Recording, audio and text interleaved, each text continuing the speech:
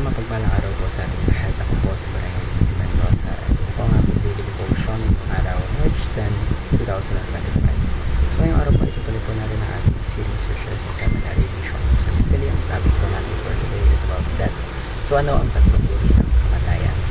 Now, ang ating talata po ay magagaling sa Genesis chapter 2 verse 17. Sabi po dito, basahin ko po. But you must not eat from the tree of the knowledge of good and evil, for when you eat from it, you will certainly die. So ngayon upang ating mas maunawaan kung ano ang ating talata, kung ano ibig sabihin ng ating talata, upang mas maintindihan natin ang ating devotion para sa araw na ito, ngayon po tayo pagdadako sa ating tatlong teachings. So, yung teachings po natin for today is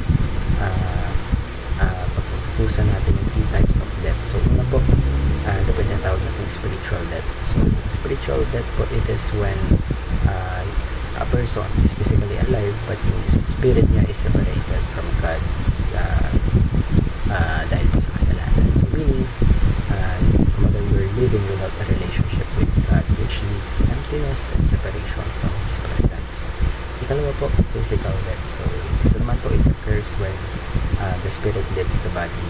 Kumbaga, it's the end of our earthly life. But it's not the end of the soul.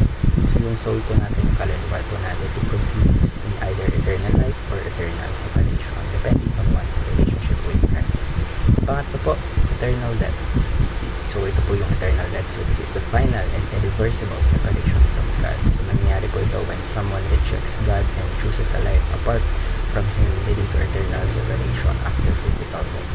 So, ngayon po na ating nalaman na yung tatlong uri or tatlong types of death. Ngayon po tayo pwedadako sa ating mga applications. So, ano yung mga dapat natin gawin. So, ito po yung mga maaari natin i-apply sa ating mga buhay. So, na commune with God daily.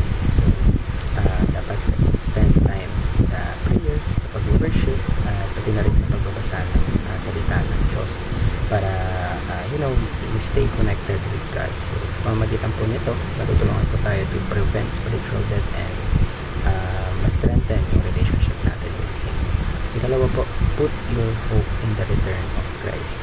So, yung pangako po ni Jesus Christ na He will return to bring eternal life to those who believe. So, magtiwala po tayo sa Kanya, sa Kanyang muling pagbalik. It gives us hope in difficult times and tinutulungan tayo to live with purpose. Ikatlo po, and last but not the least, trust Jesus for eternal life.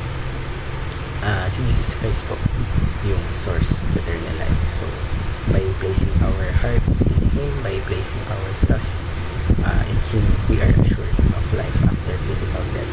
So, we are free from the fear of eternal separation from God.